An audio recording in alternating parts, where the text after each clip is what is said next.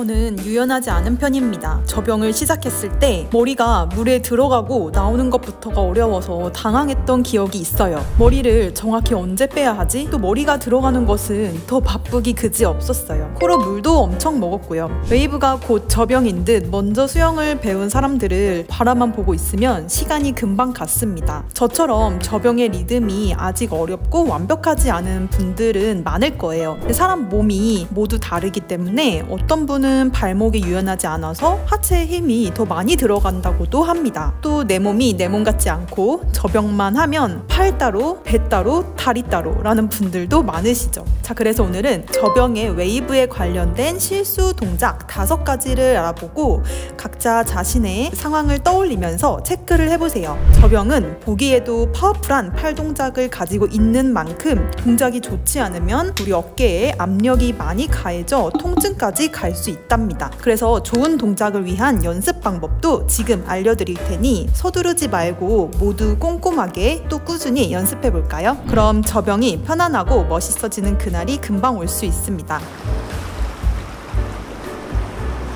첫 번째 실수는 가슴을 누르지 않는 경우인데요. 가슴을 누르는 것이 아직 잘 안 되는 분들 중에 턱으로 웨이브를 시작하는 분들도 간혹 있습니다. 가슴이 아래로 눌러지지 않게 된다면 어깨와 팔에 무리한 힘이 가해질 수 있어요. 또 하체의 웨이브 파동이 만들어지지 않게 되면서 결국 앞으로 나아가지 않고 제자리 걸음을 하고 있게 되는 거죠. 접영에서의 웨이브는 어떤 소리의 파동처럼 위아래 곡선의 자세로 물살을 가로질러 나아가야 하는 건데요. 그래서 파동을 잘 만들기 위해 우리는 가슴을 눌러야 한다 라고 생각하면 이제 이해가 쉬울 거예요. 천천히 창체에 집중하면서 부분 연습을 해볼까요? 리듬을 생각하면서 접영하기 전에 몸을 푸는 연습으로도 좋습니다. 수면 가까이에 몸을 힘을 뺀 상태로 손은 허벅지 옆으로 놓습니다. 그리고 가슴으로 물을 누르면서 엉덩이와 다리로까지 웨이브를 해보는 연습이에요. 그래서 물을 나아가는 것이 아닌 거의 제자리에서 자세를 익혀보는 건데요. 몸에 긴장과 힘이 들어가지 않을 때까지 익숙하게 자세를 연습해보면 이제 팔과 접영 스트로크를 같이 할 때 한결 수월해질 거예요. 두 번째, 두 발을 붙이지 않고 띄어진 상태에서 접영에 발차기를 하시는 분들이 많습니다. 지금 나의 동작에 집중을 하지 않고 몸에 힘이 빠져 있다는 증거인데요. 다리가 띄어지게 된다면 공간 사이로 물이 들어가 추진력을 잃고 몸도 점점 가라앉을 수 있습니다. 그래서 의식적으로 다리가 잘 붙어서 발차기를 하고 있는지 한번 수영하는 날 체크해보세요.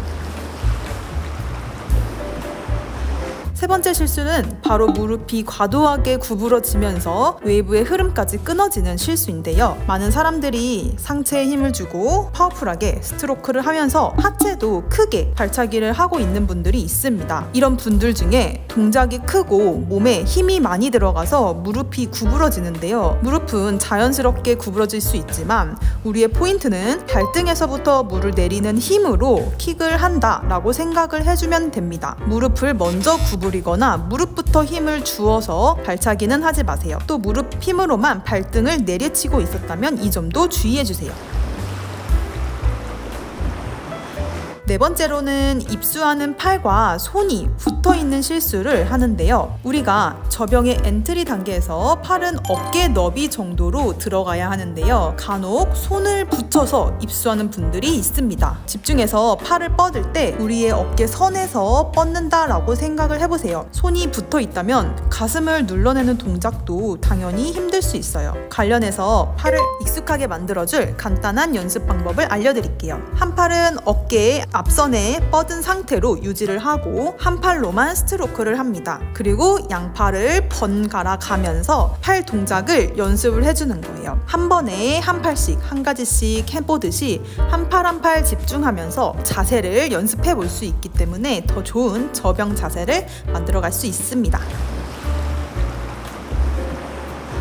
자, 마지막으로 5번째 실수는 얼굴이 수영장 바닥을 보지 않는 경우인데요. 정확히 우리가 캐치를 하면서 머리는 우리 물속에 있습니다. 이때 간혹 머리가 물에 잠긴 상태가 아니라든지 또는 머리를 들어 시선을 앞방향으로 보고 있다든지 하는 경우가 있습니다. 내 하체가 어쩐지 자꾸 무겁고 가라앉는 분들이 있었다면 이 타이밍을 한번 잘 떠올려 보세요. 나의 시선은 정확히 수영장 바닥을 보고 있어야 합니다. 혹시 접영을 할 때 숨이 차거나 힘이 들어가는 분들도 있으셨죠? 이런 분들은 어쩌면 숨을 너무 오래 쉰다던가 또는 늦게 호흡을 하는 바람에 머리가 늦게 들어가게 된 거일 수도 있는데요. 그래서 머리가 물과 평행하도록 맞춰줘야 하는데 타이밍이 조금씩 무너질 수도 있습니다. 접영을 하면서 여유가 생기는 것이 말처럼 쉽지는 않은데요. 저도 사실 몰랐지만 호흡을 길게 하고 있었던 적이 있습니다. 그래서 머리를 늦게 내리게 되고 다음 동작에 맞춰 안정적인 머리 위치를 할 수가 없었어요. 알고 보니 접영할 때 사람들이 많이 하는 실수인데요. 우리 모두 아직 여유가 없어서 그럴 수도 있습니다. 생각보다 머리를 조금 빠르게 넣기 시작해보고 그 다음 팔이 들어온다 라고 한번 영상을 보고 기억을 남겨주세요. 머리와 물 수면이 평행할 수 있도록 해주세요. 정수리를 진행 방향인 앞쪽에 맞춰준다고 생각하면 쉽습니다.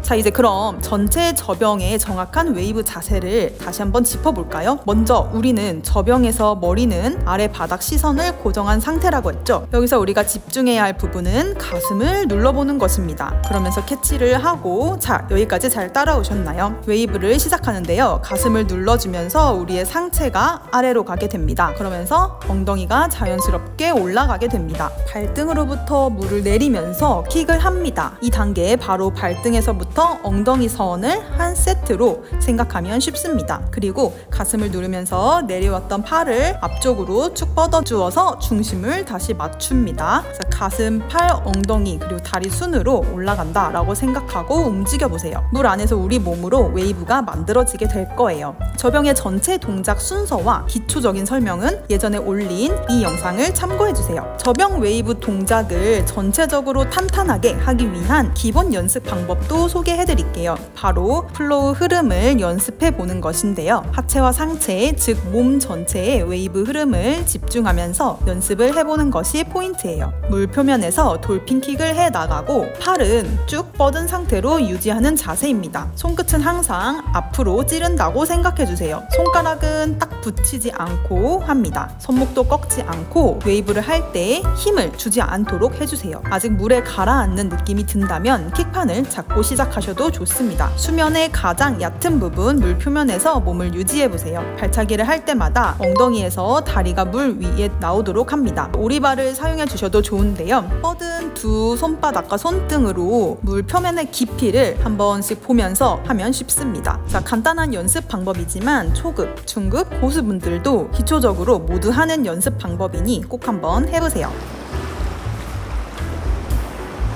오늘 영상을 간단히 요약해볼까요? 실수 첫 번째로는 가슴을 누르지 않으면서 웨이브를 하는 경우였죠. 연습 방법으로는 수면 가까이에서 몸을 힘을 뺀 상태로 손은 허벅지 옆으로 놓습니다. 그리고 가슴으로만 물을 누르면서 엉덩이와 다리까지 웨이브 연습을 해보는 거였어요. 두 번째로는 두 발을 붙이지 않고 생각보다 띄어진 상태에서 발차기를 하는 실수였죠. 세 번째로는 무릎이 과도하게 구부리고 발차기를 하는 것이었는데요.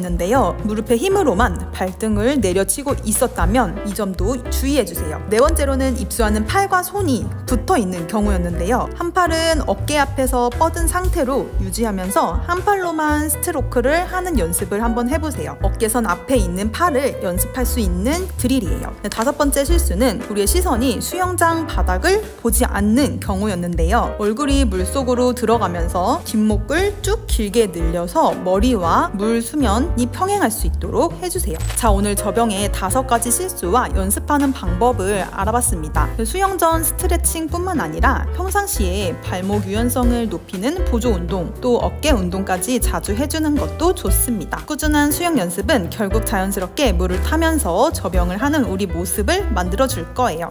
여러분들은 지금 수영을 왜 하고 계신가요? 저는 수영을 통해 실력이 점점 늘고 안 되는 영법이 점차 완성되어가는 성장의 기쁨을 아주 좋아하는데요. 이런 과정과 결과의 기쁨은 사실 수영을 꾸준히 한다라는 전제가 필요하죠. 그러나 사람은 누구나 어느 날은 피곤해서 더 자고 싶고 오늘은 수영을 하러 나가고 싶지 않기도 합니다. 제 권유로 수영을 시작한 제 친구는 꾸준히 수영하는 것을 못해 그만두었다 다시 시작했다를 반복했죠. 몇 년 동안 기초반만 3번 다녔던 것 같습니다. 그래서 슬프게도 그 친구는 자유형은 꽤 잘하는데 다른 유형은 아직 전혀 못합니다. 물론 의지력의 개인차 문제도 있겠지만 사실 인간은 환경에 많은 영향을 받는 존재라고 하잖아요. 만약 제가 수영장 갈 때 자주 챙겨서 갔더라면요? 또 그 친구에게 오늘 수영을 하러 가야 하는 강한 동기가 있었다면요? 제 친구는 아마 자유형 말고도 다른 영법도 잘했을 거라 생각합니다. 제 친구 같은 케이스는 어디서나 흔하게 있죠. 그만큼 포기하긴 쉽습니다. 그러나 이런 힘듦을 이겨내고 매일 성장의 기쁨을 만들어가는 분들이 있습니다. 꾸준한 수영으로 안 되던 발차기를 잘하게 되고 접영을 잘하게 시작하게 된 분들이죠. 제 친구와 이분들의 차이점은 무엇일까요? 저는 환경 설정이라고 생각합니다.